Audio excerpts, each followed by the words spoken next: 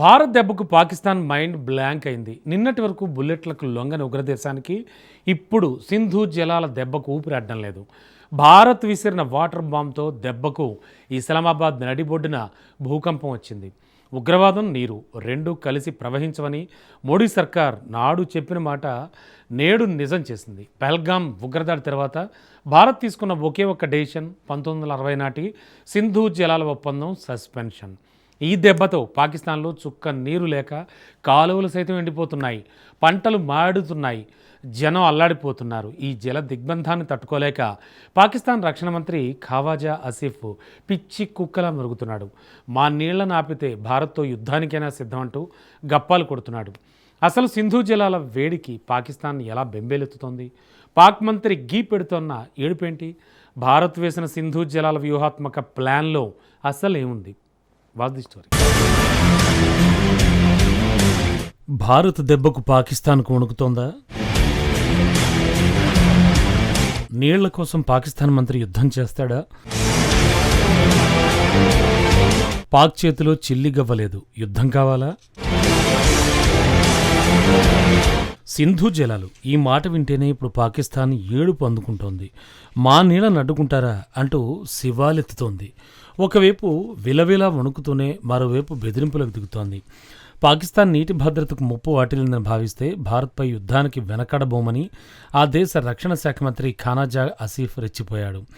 భారత్ అవలంబిస్తోన్న కొత్త జలాల విధానం పాక్కు ముచ్చెమటలు పట్టిస్తోంది. అందుకే పాకిస్తాన్ మంత్రి బీరాలు పలుకుతున్నాడు. మీడియా సింహంగా పేరున్న పాక్ రక్షణ మంత్రి నీటి వనరులను జాతీయ భద్రతతో ముడిపెట్టాడు. తమ ప్రయోజనాలకు భంగం కలిగితే ధీటుగా సమాధానం ఇస్తామన్నాడు. తమ జాతీయ భద్రతకు, నీటి వనరులకు భారత్తో ముప్పు పొంచి ఉందని భావిస్తే ఖచ్చితంగా యుద్ధానికి దిగుతామని తేల్చి చెప్పాడు. పాకిస్తాన్కు వెళ్లాల్సిన నీటి ప్రవాహానికి అడ్డుకట్ట వేసేలా భారత్ చర్యలు తీసుకుంటే తాము సైనిక చర్యలు వంటి ప్రత్యామ్నాయాలను పరిశీలిస్తామని పాక్ రక్షణ మంత్రి ఖవాజా ఆసిఫ్ హెచ్చరించాడు. నిజానికి సింధు జలాలపై భారత్ అవలంబిస్తోన్న కొత్త జల విధానం పాకిస్తాన్కు ముచ్చెమటలు పట్టిస్తోంది. 2 వారాల క్రితం పాకిస్తాన్ విదేశాంగ శాఖ ప్రతినిధి ఆంధ్రాబీ సైతం మీడియా ముందు ఏడిచాడు. చినాబ్, మర్సుదర్ నదుల అనుసంధానం సింధు జలాల ఒప్పందాన్ని ఉల్లంఘించడమే అని ఆంధ్రాబీ ఆరోపించాడు. చినాబ్ నదిపై భారత్ 2 మెగా ప్రాజెక్టులను చేపడుతోంది. వాటిపైనే పాకిస్తాన్ మొసలి కన్నీరు కారుస్తోంది.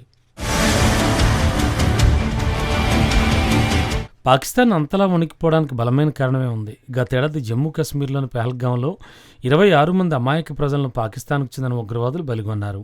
ఈ ఉగ్రవాదానికి ప్రతీకారంగా భారత్ ఈసారి భారీ దెబ్బ కొట్టింది. 1947, 65, 71, 99 నాటి కార్గిల్ యుద్ధం వరకు భారత్పై పాకిస్తాన్ దాడి చేస్తూనే ఉంది.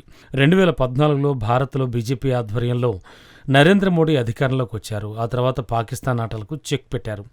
ఉగ్రదాడులు చేస్తే ఊరుకున్నది లేదని మోడీ సర్కార్ పాకిస్తాన్కు బలమైన సంకేతాలు పంపింది. 2016 సెప్టెంబర్ 18న జమ్మూ కాశ్మీర్లోని ఉరీ ఆర్మీ క్యాంప్పై పాక్ ఉగ్రవాదులు దాడి చేశారు. దీనికి ప్రతీకారంగా 2016 సెప్టెంబర్ 28న అర్ధరాత్రి ఎల్ఓసీని దాటి పాక్ ఆక్రమిత కాశ్మీర్లోకి భారత సైన్యం వెళ్ళింది. ఉగ్రవాదుల లాంచ్ ప్యాడ్లను ధ్వంసం చేసి సుమారు 35 నుంచి 40 మంది ఉగ్రవాదులను అంతం చేశారు. దీనికి భారత ప్రభుత్వం సర్జికల్ స్ట్రైక్స్గా పేరు పెట్టింది. ఇది పాకిస్తాన్కు ఒక రకంగా ఊహించని షాక్. భారత చరిత్రలో అప్పటి వరకు పాకిస్తాన్ ఉగ్రవాదంపై ఎదురుపాటు దాడి చేసిందో లేదో తెలియదు. ఇక్కడితో పాకిస్తాన్ ఆగిపోలేదు. మళ్ళీ 2019 ఫిబ్రవరి 14న పుల్వామాలో జైషే మహమ్మద్ ఉగ్రవాది ఆత్మాహుతి దాడిలో 40 మంది సిఆర్పిఎఫ్ జవాన్లు అమరులయ్యారు.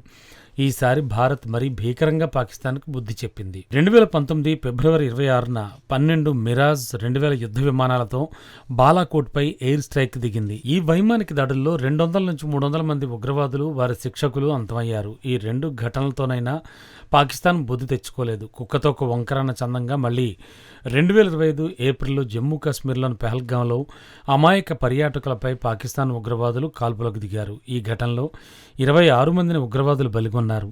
పాకిస్తాన్ ఉగ్రవాదంతో భారత్ విసిగిపోయింది. ఈసారి ఆ ఉగ్రదేశానికి భూకంపం వచ్చే నిర్ణయం తీసుకుంది. 1960 నాటి సింధు జలాలు ఆ ఒప్పందాన్ని ఏకపక్షంగా భారత్ సస్పెండ్ చేసింది. భారత్ తీసుకున్న ఈ ఒక్క నిర్ణయంతో పాకిస్తాన్ గొంతులో పచ్చి వెలక్కాయ పడ్డట్టయింది.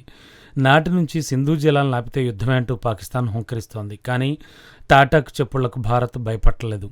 నిజానికి పాకిస్తాన్ ధైర్యం ఏంటంటే సింధు జలాలను భారత్ అడ్డుకోలేదని బలంగా భావించింది.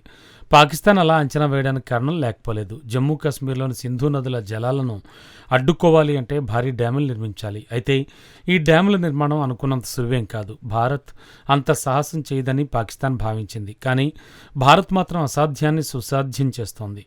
సింధు నదులపై ప్రాజెక్టుల వేగాన్ని భారత్ పెంచింది. మరోవైపు సింధు జలాలను దాదాపుగా భారత్ ఆపేసింది. పాకిస్తాన్లోని సింధు ప్రావిన్స్లో సింధు నదులు ఎండిపోయాయి. సింధు ప్రావిన్స్ సాగునీటి శాఖ విడుదల చేసిన తాజా గణాంకాలు చూస్తే పాకిస్తాన్ గుండెల్లో రైళ్లు పరిగెడుతున్నాయి. అక్కడి ప్రధాన కాలువ వ్యవస్థలన్నీ ఇప్పుడు చుక్క నీరు లేక వెలవెలబోతున్నాయి. నార్త్ వెస్ట్ కెనాల్లో ఏకంగా 64% నీటి కొరత ఏర్పడగా రైస్ కెనాల్లో 38% మేర నీటి లభ్యత పడిపోయింది. ఇక దాదు కెనాల్ పరిస్థితి అయితే మరీ దారుణంగా తయారైంది. అక్కడ ఏకంగా 82% నీటి కొరతతో కాలువలు ఎండిపోతున్నాయి. పాకిస్తాన్కు గుండెకాయ లాంటి సుక్కూర్ బ్యారేజ్ వద్ద కూడా నీటి మట్టాలు రికార్డు స్థాయిలో పడిపోయాయి. దీంతో మరింత కలవరానికి గురవుతోంది ఉగ్రదేశం.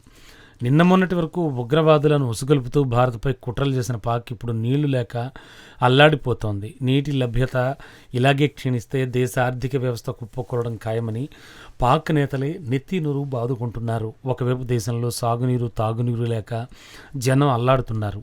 నీటి ఎద్దడి సమస్యను పరిష్కరించాల్సింది పోయి పాక్ రక్షణ మంత్రి ఖావాజా ఆసిఫ్ మాత్రం భారత్పై యుద్ధం చేస్తామంటూ పిచ్చి కూతలు కూస్తున్నాడు. తినడానికే తిండి లేదు. దేశంలో రూపాయి విలువ పాతాళానికి పడిపోయింది. ఇప్పుడు నీళ్లు కూడా రాకపోతే పాకిస్తాన్ శ్మశానంగా మారడం ఖాయమన్న భయం ఇస్లామాబాద్ను వెంటాడుతోంది. అందుకే చేతకానితనాన్ని కప్పిపుచ్చుకోవడానికి ఇలా భారత్పై యుద్ధం అంటూ మైకుల ముందు గీ పెడుతోంది పాకిస్తాన్.